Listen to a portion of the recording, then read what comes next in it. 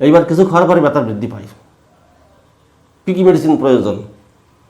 রুগী দেখা যাচ্ছে যে তাদের কিছু খেতে চায় না, রুগীটি সে এত ব্যথা, কিছু খেলেই ব্যথা বাড়ে,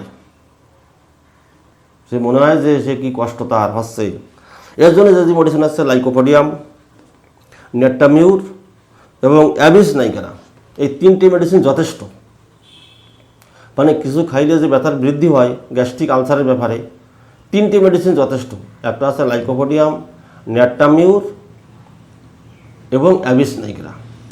আমি আমার প্র্যাকটিক্যাল অভিজ্ঞতা কিছু বলছি এর মধ্যেই।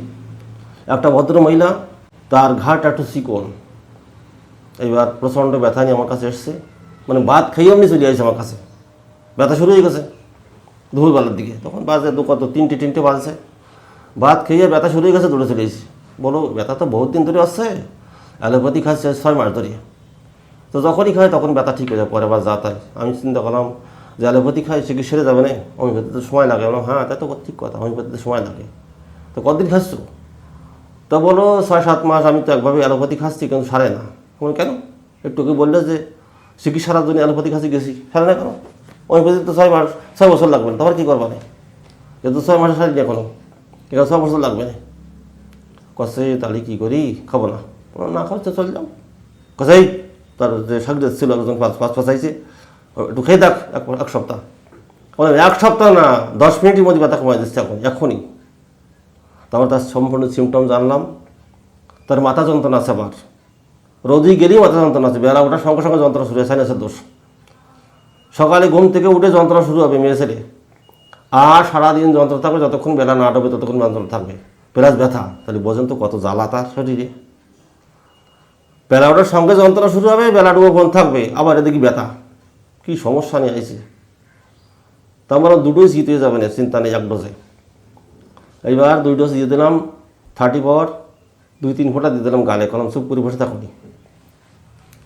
এবার ওকে তো 2 ফোঁটা 3 ফোঁটা দিয়ে বসাই তুলাম, বসে একদিন বললাম যে আর জন্য দেখলাম, দেখে কষে খানিক পরে কষে তো কাকা ব্যথাটা নেই আমার আর। ওই তো কেন 6 মাস খাচ্ছিস বলে ব্যথা নেই কেন এখন? কষে মাথা যন্ত্রণা নেই। ওই তো দেখ এবার তাহলে বোঝে, খাবি অ্যালোপ্যাথি? আমি তো পরিষ্কার কথা বলি চেম্বারে, আমি যা বলি তা ডাক্তাররা বলে না।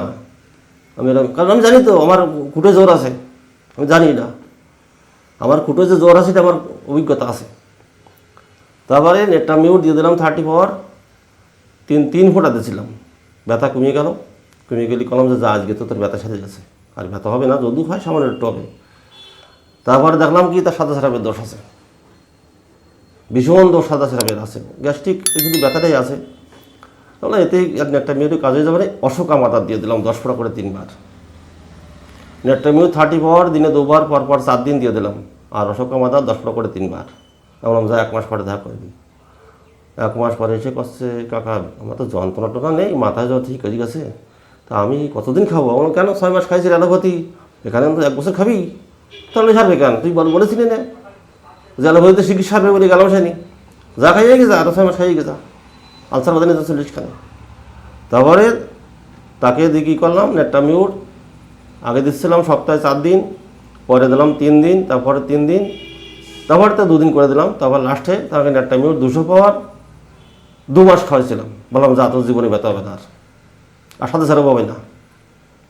তাহলে এক নেট্টামিউর তার কী সারলো, সাইনাসের দোষ সারলো, মাথা যন্ত্রণা, গ্যাস্ট্রিক সেরে গেল, সাদা সেরাপ সেরে গেল। শুধু আমরা বুঝি না তাই মেডিসিন প্রয়োগ করতে যাই না, কিন্তু বুঝে যদি মেডিসিন প্রয়োগ করা যায় 100% সাকসেসফুল, এর মধ্যে কোনো ভুল নাই। আর একটা অভিজ্ঞতা করি, অ্যাবিস নাইকেরা। দেখেন অ্যাবিস নাইকেরা একটা মেডিসিন আছে, মারাত্মক মেডিসিন, মানে ভীষণ মেডিসিন, কার্যকরী মেডিসিন। এগুলো খুব কম ডাক্তাররা ইউজ করে অ্যাবিস নাইকেরা। যখন রুগী খাবে, ভাত খাওয়ার পর বা রুটি খাক বা মুড়ি খাক, বলবে যে আমার পেটের ভিতর বলের মতন কি একটা গুলি বাড়াচ্ছে, ব্যথা হচ্ছে পেটে। কতদিন হচ্ছে? বলো তো 1 বছর বুক দিছি, অ্যালোপ্যাথি খাচ্ছি, খাতে শেষ হয়ে গেছি। চেক আপ করতে রক্ত পরীক্ষা করতে, এক্সরে আলট্রাসোনোগ্রাফি করতে আমাদের টাকা সব শেষ হয়ে গেল। আমি বললাম তা তুমি বেশি বেড়া, জমিটা বিক্রি কর, বাড়ি বিক্রি করে চলে যা দেখাই গে ডাক্তার, কলকাতা চলে যা, অ্যালোপ্যাথি কাছে তোকে বিশ্বাস আছে? আমি তো বিশ্বাস নেই তো। বল না তুমি কেমন করছো, আমি গরিব মানুষ, গরিব মানুষ বলে তো মরে তোরা, যদি পয়সা কম থাকতো তাহলে হোমিওপ্যাথিক কাছে আসতি, পয়সা বেশি আছে যে তাই দৌড়েছিল অ্যালোপ্যাথিক কাছে। যাই হোক, তাকে করলাম কি, সব শুনে টুনে দেখলাম যে বিছনাইকার পেশেন্ট। ব্যথা কিছু খাওয়ার পরে ব্যথা শুরু হবে, প্লাস বলের মতন একটা ঘুরিয়ে বাড়াবে পেটের সাড়ে তার দিয়ে, নাভির উপর দিয়ে ঘুরিয়ে বাড়াবে, যে বল ঘুরিয়ে বাড়াচ্ছে ফুটবলের মতন, পেটের চাকা হয়ে গেছে। অ্যাবিস নাইকরা 30 পাওয়ার দিয়ে দিলাম 2 ফোঁটা, দিয়ে গরম একটু বয়। খানিক পরে বলতেছে যে ব্যথা তো কমে গেছে। আমি বললাম বল কী আছে, বল আছে পেটের ভিতর?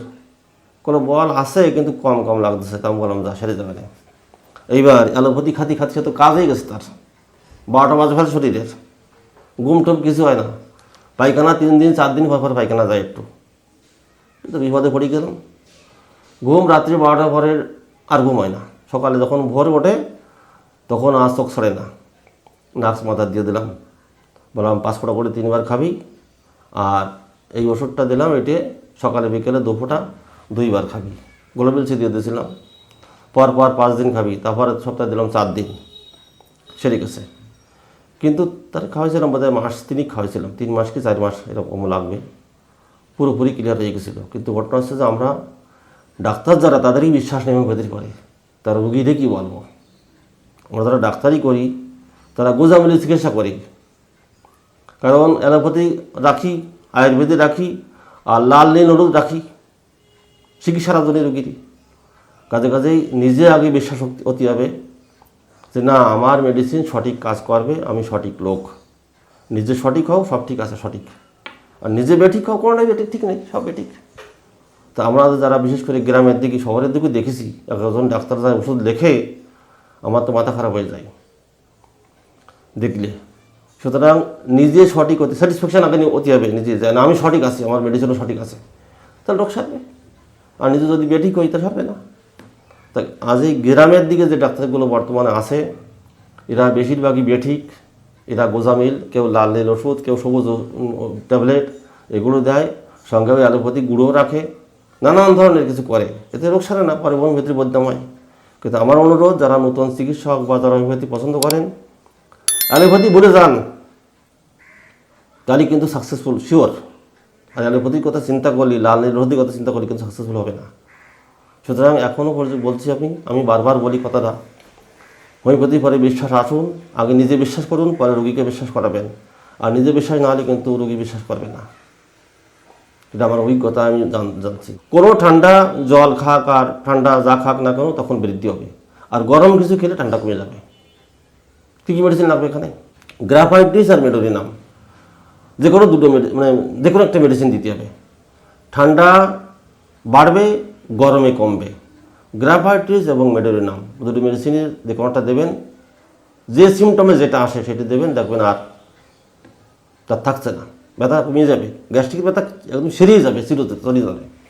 একটা অভিজ্ঞতা বলি, একটা ভদ্র মহিলা, মোটা তাজা একদম, ঘামিয়ে জল হয়ে যাচ্ছে শরীরে, এত ঘাম তার শরীরে, কিন্তু তার বারবার দেখে যে পাছায় হাত দিচ্ছে, মানে দাঁত হয়েছে ওখানে, চুলকানি। কতদিন হয়েছে? 30 বছর হয়েছে এই চুলকানিটা, ফাটি রক্ত, মানে রস বেরোয় মাঝে মাঝে। ভালো জিনিস তো হয়েছে, ভালো জিনিস। আর ব্যথা কতদিন আসছে? গ্যাসের ব্যথা তো আছেই, প্লাস কোনো কিছু ঠান্ডা কিছু খেতে পারিনি। আমি একটু ঠান্ডা ভালোবাসি, কারণ মোটা তাজা মানুষ তো, গরম খাবার খেতে পারিনি। ঠান্ডা খেলেই আমার ধরা পড়ে, ঠান্ডা খেলেই ধরা পড়ে। এখন বিপদে পড়ে গেছি, কী করবো? কতদিন হচ্ছে? বলো যে বছর 10 কয়েছে গ্যাসের ব্যথা, আর এই চুলকনি তো তার চেয়ে বেশি দিন হয়েছে। ভদ্রমহিলার বয়স প্রায় 40-45 বছর হয়ে গেছে। এইবার তখন দেখি তার পায়ের গোড়ালি কীরকম, দেখি যে পায়ের গোড়ালিটা ফাটা আছে, পায়ের গোড়ালিটা তো ঠিক হয়ে গেছে, আর জিজ্ঞেস করা লাগবে না। পায়ের গোড়ালি ফাটা, চর্মরোগ আছে বহুত দিন ধরে, ফাটা চর্মরোগ, এরকম দাঁত আকারের, একজিমা টাইপের। এইবার আসিয়ে বলছে যে আমার তো সমস্যা বেশি হচ্ছে, গ্রাফাইটিস দিয়ে দিলাম 2 ফোঁটা, দিয়ে দেখলাম চোখ করে বসে থাক। খানিক পরে বলছে যে না, একটু ভালো লাগতেছে, বেশ সুস্থ বোধ আসছে। অ্যালোপ্যাথি ডাক্তারের কাছে গেছিলো, বহুত দিন ধরে খাচ্ছে, কোনো কাজ হয়নি। হোমিওপ্যাথির কাছে গেছিলো, ওই নানান মেডিসিন লিখেছে তারা, দেখা যাচ্ছে যে 30 পাওয়ার মধ্যে 1 এমডি করছে, 200-এর মধ্যে 10 এমডি করছে, এরকম চিকিৎসা করেছে সব। একজন বড় ডাক্তার তারা সব, BHMS 500 টাকা ওজন। যাই হোক, ডাক্তারদের বদনাম করা ঠিক না, তারা যেটা ভালো ব্যবস্থাই করেছে, শুধু বলি ফেলা দিলাম। কিন্তু ছাড়িনি, আমি তাকে গ্রাফাইটিস 200 না দিয়ে 30 পাওয়ার দিলাম। সকাল 1 ফোঁটা, বিকেল 1 ফোঁটা, পর 4 দিন খাবি। 4 দিন খাওয়ার পর বলো কাকা ভালো লাগতেছে বেশ। আর তাকে দিলাম কি, যেহেতু তার চুলকুনি আছে, জম্বে চুলকোয়, ওর সঙ্গে দিলাম ক্যালিসাল্প 12x, 4টি করে 2 বার। সে দুটো মেডিসিন দেওয়ার পরে তাহলে আস্তে আস্তে কমে গেছে। ভদ্র মহিলাও সেরে গেছিলো, কিন্তু ঘটনা হচ্ছে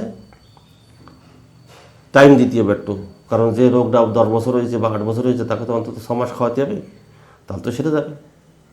কাজেই হোমিওপ্যাথি কাজ যখন আসবে, আমাদের মনে মনে টার্গেট থাকবে যে 3 মাস সারাবো, তাকে 6 মাস টাইম দিতে হবে।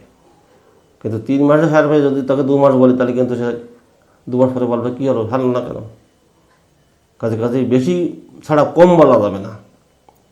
যদি আমরা বলি যে 1 বছর লাগবে, দেখা করো 6 মাসে সেরে গেছে, বলবে না ওর কাছে গেছিলাম, উনি বলেছিল 1 বছর, কিন্তু 6 মাস আমার সেরে গেছে। এটা হচ্ছে চিকিৎসার সিস্টেম, এটা মনে রাখবেন। যারা নতুন চিকিৎসক বা যারা হোমিওপ্যাথিকে পছন্দ করেন, মাঝে মাঝে বাড়িতে ওষুধপত্র রাখেন, তাদের উদ্দেশ্যে আমার বক্তব্য যে কোনো রোগী যদি আসে চেম্বারে, আপনি মনে মনে আইডিয়া করবেন যে এই রোগীটা কতদিন লাগতে পারে। যদি তার লাগে 6 মাস, বলবেন যে 1 বছর লাগবে। অথচ সে প্রথম চান্সে রাগ করবে, কারণ বলতে হবে যে তুমি তো 3 বছর খাই চালে পথে সারে নেই, আর এখানে 1 বছর বলেছে, তাতে কী হয়েছে, খাও না ওষুধ, এখন সেরে যাবে না, এও বলতে হবে, তাহলে সেরে যাবে।